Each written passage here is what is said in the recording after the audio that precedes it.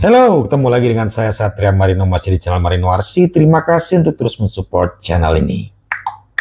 Oke, kali ini kita akan unboxing mini crawler ya. View-nya agak berbeda karena memang unitnya agak kecil ya teman-teman ya. Jadi ini dia tanpa berlama-lama. Ini dia. FMS Land Rover Camel Trophy Edition. Jadi di sini 1/24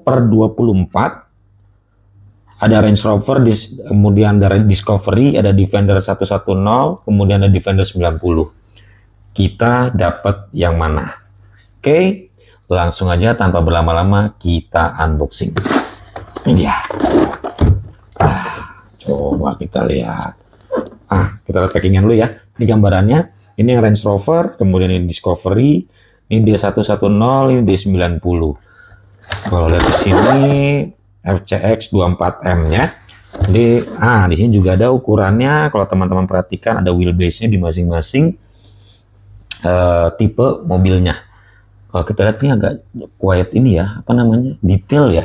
Sepertinya nih license ya teman-teman, karena ada logo Land Rover-nya di sini nih. Oke, tanpa berlama-lama langsung kita buka.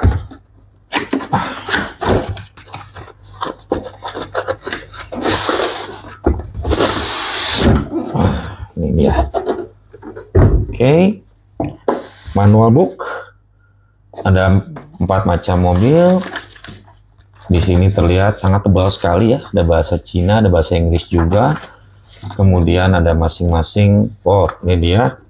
Bagian gardan, chassis, kemudian semua dalam bentuk exploded picture. Jadi lengkap dengan apa namanya, code numbernya juga ya. Wah, lengkap sekali. Oke, coba kita cek langsung ke sini. Ini adalah bendera dari negara-negara. Oke, langsung aja ke unitnya. Ini dia. Kalau dari sini ketahuan ya, teman-teman ya. Iya, betul sekali. Wow.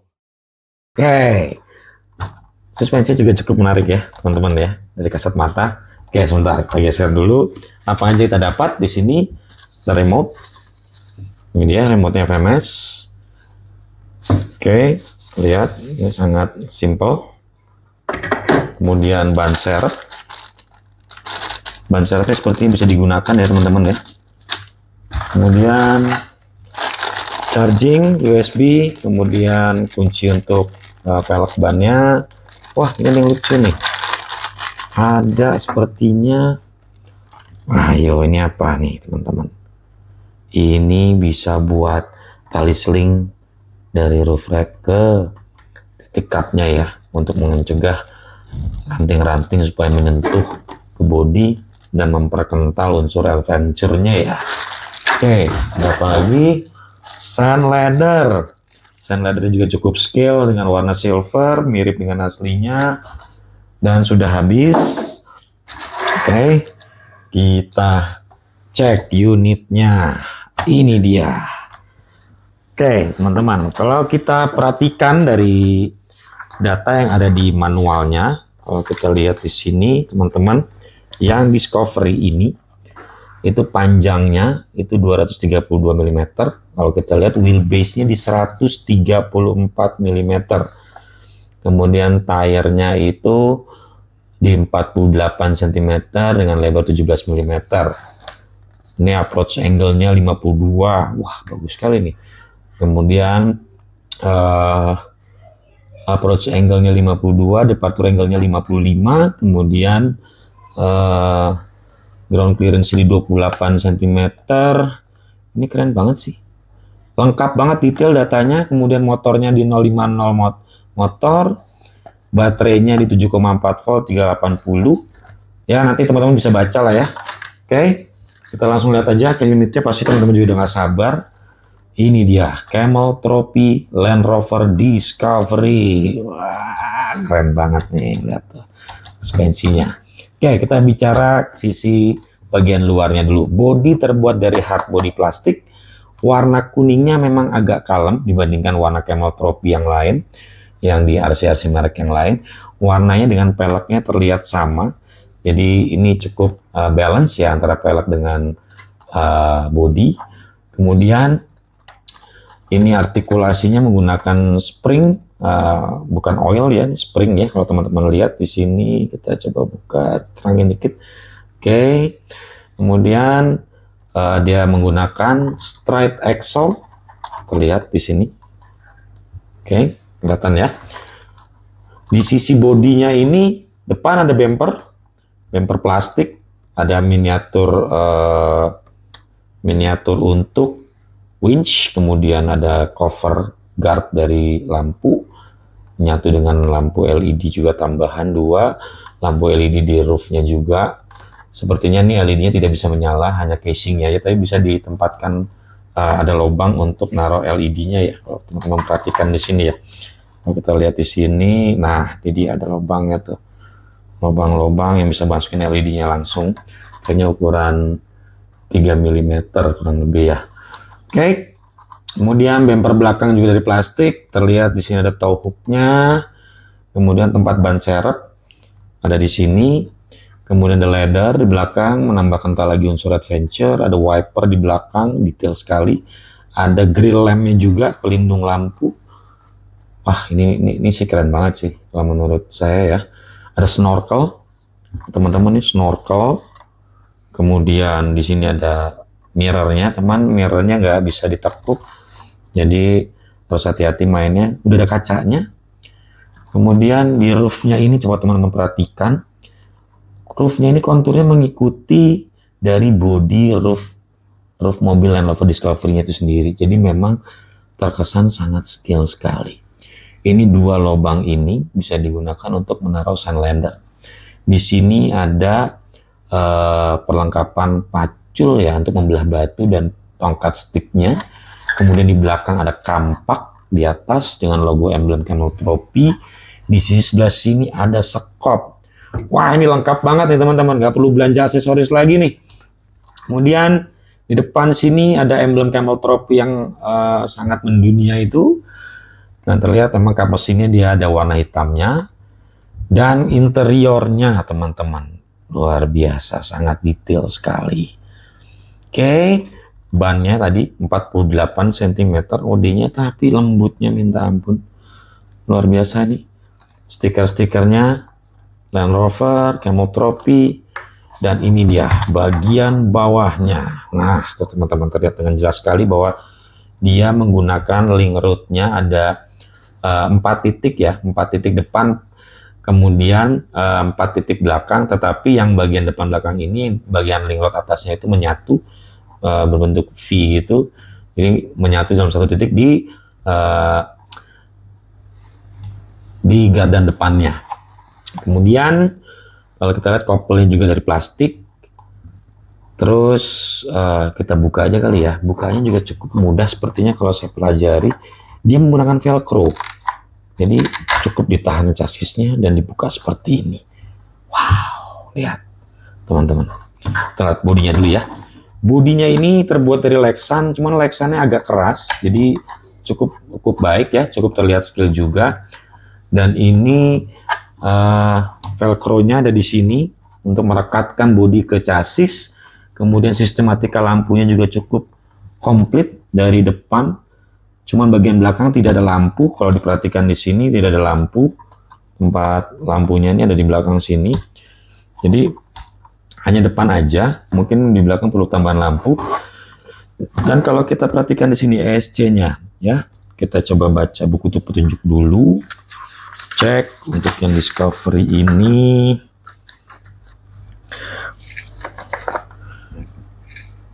Dia jadi satu ya. Jadi transmitter, receiver, ESC, satu grup control board ya teman-teman ya. Jadi dia layaknya RC-RC 1:24, jadi menyatu di sini teman-teman. Ini oke sih menurut saya. Tapi nggak tahu ini waterproof atau tidak ya. Di sini sih ada splash proof kayaknya sih, masih belum waterproof. Ini dia motornya 050, terlihat jelas ya di sini ya. Nah, ini dia nih kalau saya perhatikan. Nah, itu dia. Jadi power dash. Nah, ini ada servo nih di belakang nih. Saya penasaran ya apa fungsi servo ini nih. Oke, kita perlu ngetes nanti ya. Jadi saya belum membaca buku manualnya, jadi biar kita explore bareng-bareng apa aja fitur yang ada di sini. Oke, kita colok dulu aja daripada teman-teman penasaran. Oke teman-teman, sudah dirakit, ini udah dipasang sand leadernya, kemudian ban serep sudah terpasang, sand leader yang kedua juga sudah dipasang, jadi kiri kanan.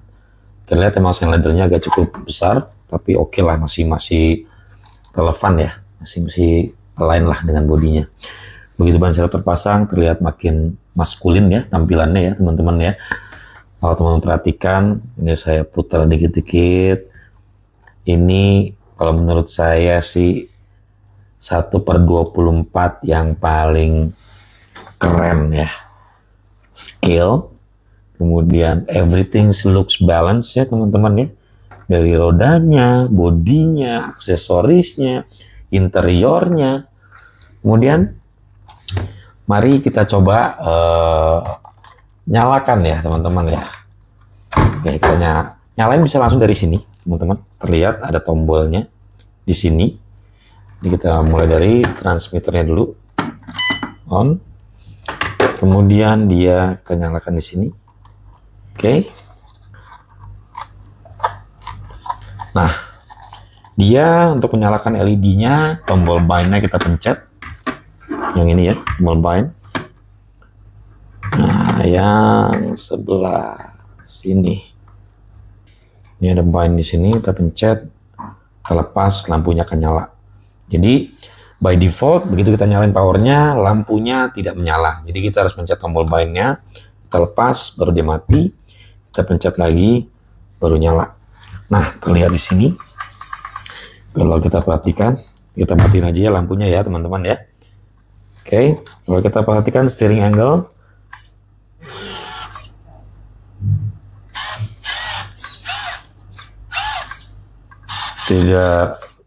Tidak mengkhawatirkan, menurut saya sih masih reliable ya. Oke. Kemudian di sini ada channel 3 teman-teman. Channel 3 ini fungsinya adalah, jadi yang pertama ini di gear ratio yang low. Channel 3 ini begitu diarahkan ke tengah, dia menjadi netral. Nah, bannya tidak bergerak, tapi mesinnya berputar. Kemudian kalau kita geser ke paling kanan, seperti ini, dia jadi high speed. Oh, loncat-loncat. Tapi kalau kita balikin ke awal, nah, ini low gear. Ini kalau ini, waduh, saya nggak ngerti kenapa mobil sekecil ini, setinggi ini, dibikin high gear. Jadi hati-hati, takutnya loncat. Jadi kalau kita perhatikan memang fiturnya cukup lumayan ya. Fitur basic untuk tiga selected gear, dan itu menggunakan servo loh teman-teman. Jadi bukan potensi atau apapun, dia ada servo. Jadi servo ini untuk jadi gear selector. Bisa low gear, netral, kemudian high gear, jadi buat yang kecepatan tinggi. Ini cukup menarik banget ya menurut saya. Jadi kalau kita cek lagi tadi ya teman-teman, ingat chassisnya terbuat dari metal. Jadi ini merupakan salah satu rig 1/24 yang menurut saya paling keren sejauh ini. Bahkan TRX 4M yang ya 1/18, SCX24, kemudian FMS sebelumnya belum pernah mengeluarkan sedinamis ini bentuknya ya. Jadi kita coba beberapa obstacle deh ya teman-teman. Kita coba obstacle yang ini dulu, apakah dia bisa melewati dengan mudah.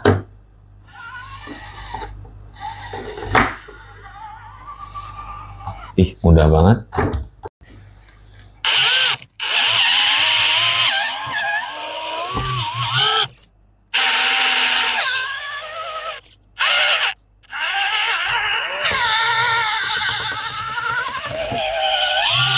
Tapi overall menurut gua sih ini keren banget ya teman-teman ya.